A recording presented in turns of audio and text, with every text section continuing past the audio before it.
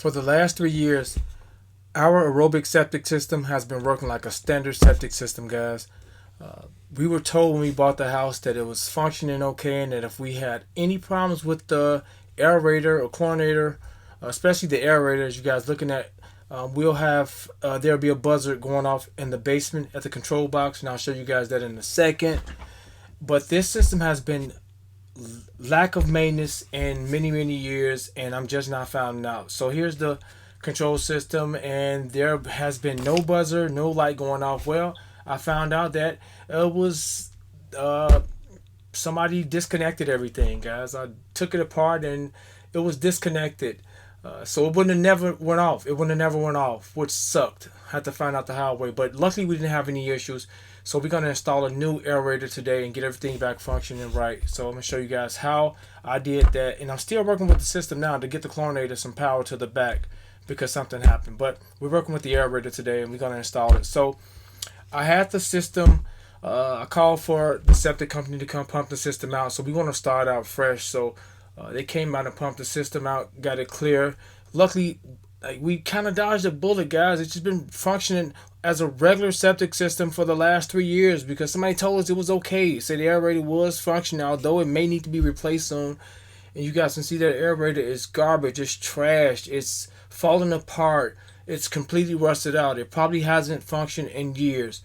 So we're going to replace it with a new one, aftermarket one that kind of goes with the one, is compatible with the one that's I'm removing in a second. So let's get that removed and get going. So let's snatch this garbage up out of the system and get rid of it. Let's just toss this trash out of this thing isn't functioning years, guys. It's terrible. So let me show you what model it is and what I found that was compatible with it. So here's the model and make.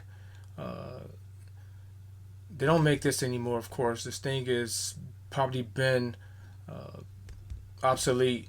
But when I search for this model, I'll show you guys the results that comes up that's compatible with this system.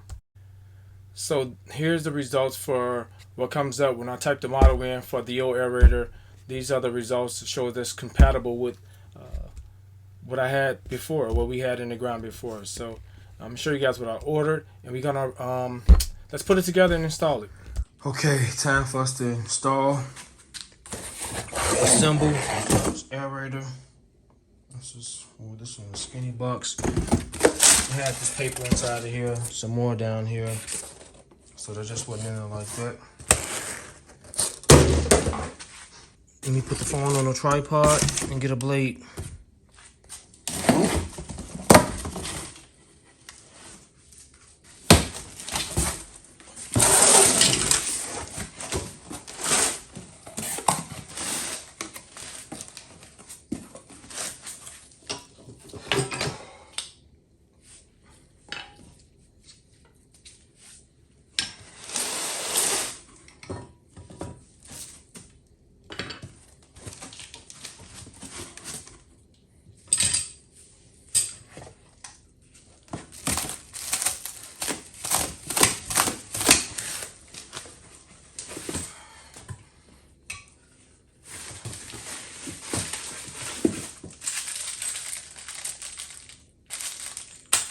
Okay, there's no instructions, but I guess it's pretty straightforward. We got some lock washers, some bolts. Some lock washers, some bolts. We gotta see what size they are. And we know the motor faces downward. Let's do some logic here. The motor faces downward, so we know the shaft attaches to the motor, it bottoms out. You guys can see where it bottoms out at, so we don't have to worry about making an error there. And yeah, it goes on that shaft, which is fine. We know these face, so these where the bolts go. We know this face here, like so. So it's pretty straightforward, guys.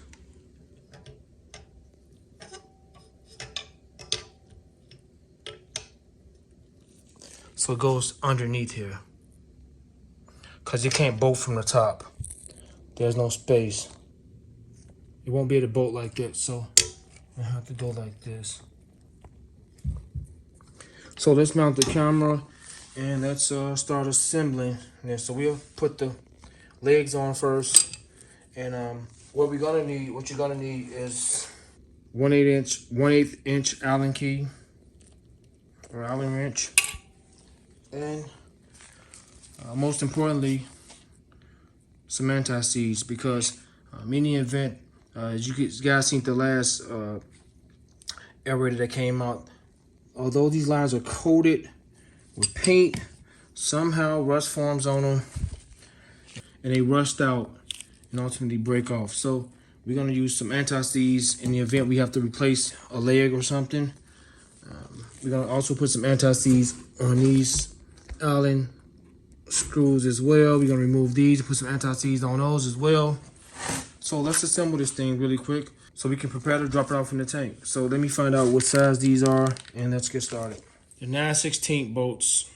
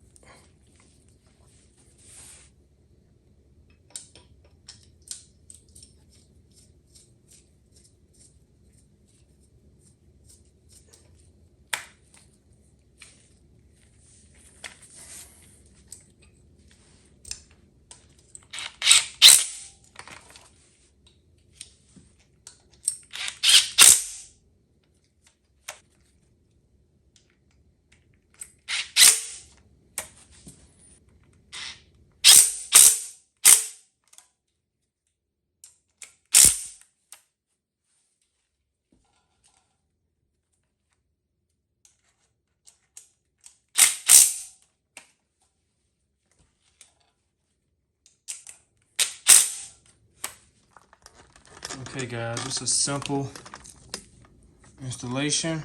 Now let's put the shaft on. Let's put some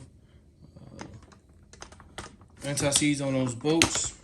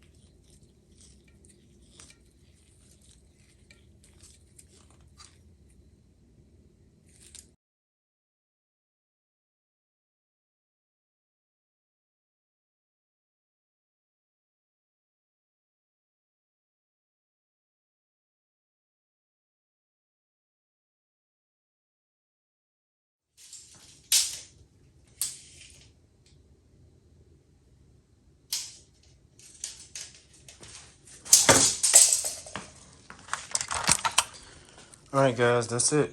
We'll be installing it tomorrow. Done. Anti-seize on everything.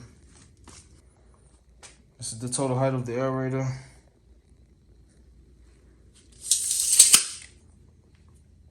So I'll be dropping that in the ground shortly. Okay, before we install it, in my case, I'm gonna alter this plug. I bought a better plug. This plug is about 20 bucks. I'll show you guys right now what it cost.